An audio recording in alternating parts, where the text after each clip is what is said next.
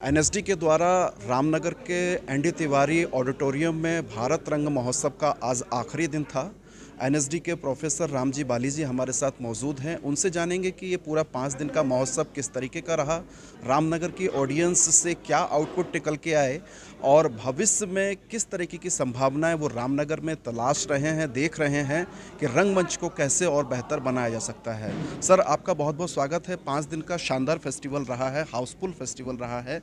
क्या चीज़ आप कलेक्ट कर पाए हैं, क्योंकि बहुत लंबा अनुभव आपके पास एनएसडी का है, इस पूरे आयोजन को किस तरीके से लेते हैं? देखिए, ये पहले तो मैं एक वो बता दूं कि 6 दिन का फेस्टिवल रहा और बहुत ही शानदार फेस्टिवल रहा। और इस फेस्टिवल में हमारा मेन मकसद जो होता है दूर दराज के इलाकों में जाने का, वो हम अचीव कर पाए, क्योंकि हम कनेक्ट कर पाए यहाँ की ऑडियंस से।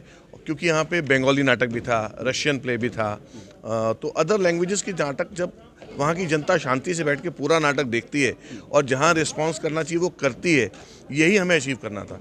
तो एक सही सहृदय दर्शक जहाँ हो जाएगा जिस नगर में, वहाँ का रंगमंच हमेशा प्रफुल्लित रहेगा, पनपेगा और खुशगवार माहौल बनाएगा। तो वो हमने अचीव किया। आप दिल्ली जैसे, मुंबई जैसे बड़े महानगरों में थिएटर करते रहे हैं, थिएटर पढ़ाते भी हैं।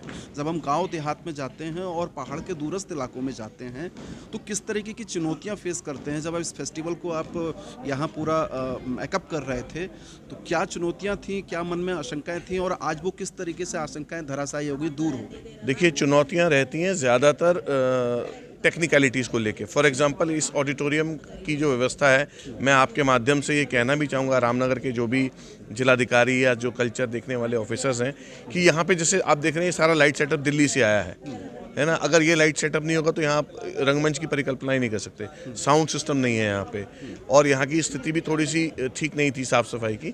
तो आने के बाद नगर निगम के लोगों ने बहुत हेल्प की, जितना इसको सुसज्जित कर सकते थे किया, और बाकी सेटअप एनएसडी से आया। तो ये एनएसडी का तो फेस्टिवल खत्म, सेटअप चला जाएगा।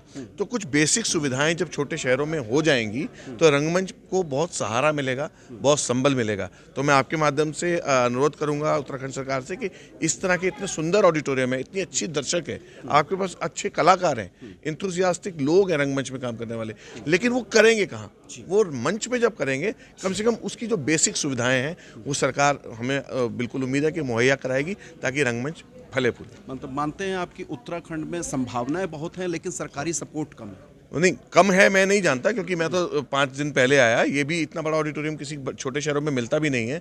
बहुत खूबसूरत ऑडिटोरियम है, बहुत अच्छी सीटिंग है, एवरीथिंग इज़ गुड। बस कुछ क्योंकि रंगमंच लगातार शायद नहीं हुआ, इसलिए टेक्निकलिटीज़ की तरफ किसी ने ध्यान नहीं दिया। क्योंकि अधिकारी लोग थिएटर करने वाले लोग नहीं होते ना, तो उन तक ये बात पहुँचेगी इस पूरे इसके माध्यम से, पूरे फेस्टिवल की सक्सेस के माध्यम से, कि देखिए अगर हम ये सब करें तो यहाँ के लोकल लोग भी, लोकल कलाकार भी इसमें अपना प्रदर्शन करके आगे आ सकते हैं। सर, माना यह जाता है कि सांस्कृतिक बदलाव से ही सामाजिक बदलाव की परिकल्पना तय होती है, शायद ये आप पढ़ाते भी हैं।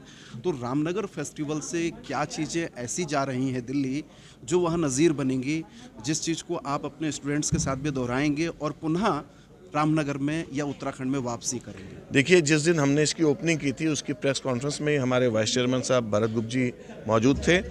हमने उसी दिन इतना उत्साह देखा, फर्स्ट डे ही उसी दिन उन्होंने घोषणा की कि हम आने वाले समय में यहाँ राष्ट्रीय नाट्य विद्यालय की एक पूरी कार्यशाला करने वाले हैं, जिसमें रामनगर के और आसपास के, हल्द्वानी के आसपास के जिलों के बच्चे भी उसमें शामिल हों, और एक भव्य नाटक उसमें तैयार किया जाएगा।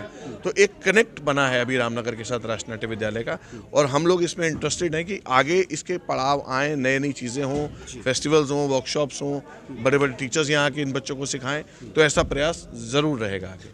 एनएसडी या और भी संस्थान जो हैं वो पहाड़ के दूरस्थ इलाकों तक तो पहुंचते हैं, लेकिन कई बार भाबर और मैदान के इलाके में उत्तराखंड के छूट जाते हैं, जैसे हरिद्वार, रुद्रपुर। तो क्या तराई की बेल्ट के लिए भी कोई योजना एनएसडी की रह सकती है? जी, बिल्कुल रह सकती है। देखिए, अभी जो प्रयोग किया है, इसमें इतना अच्छा रिस्पांस मिला है, और इसका अगले कदम पे पहले ही एनएसडी जा चुका है कि हम इस पे कार्यशाला करने का पूरा मन बना चुके हैं। अब उसको गर्मी की छुट्टियों में, अगर ईश्वर ने चाहा, सब चीज़ें ठीक रही, शायद यहाँ हो भी, तो उससे एक संदेश जाएगा कि तराई क्षेत्र के आसपास के, जैसे मैंने कहा कि हल्द्वानी है और आसपास के कुछ बच्चे आना चाहेंगे, तो वो भी तो कुछ इसकी खुशबू लेके अपने क्षेत्र में जाएंगे। तो ये तराई में ही हम करेंगे, हमारा पूरी कोशिश है कि तराई में ही हो। एक सवाल मेरा थिएटर को लेकर है कि थिएटर जब कलाकार करता है तो उसके अपने अलग सपने होते हैं, अपना अलग चीज़ें होती हैं, लेकिन जब वो आगे बढ़ता है तो आज थिएटर का कनेक्शन सीधे सीधे फिल्मों से जुड़ गया है। तो क्या चीज़ें आप कलाकारों के स्वभाव में देखते हैं कि जब वो थिएटर में होता है तब उसका चल चरित्र किस तरीके का होता है, और जब फिल्मों में पहुंच जाता है तो वो कहाँ पहुंच जाता है? कैसा अनुभव रहा है आपको? देखिए, इसमें कुछ मैं इसमें कुछ गलत नहीं मानता हूँ कि जो थिएटर कर रहा है वो सिनेमा क्यों कर रहा है, क्योंकि थिएटर में आप देखेंगे कि रोजगार की संभावनाएं ना के बराबर है।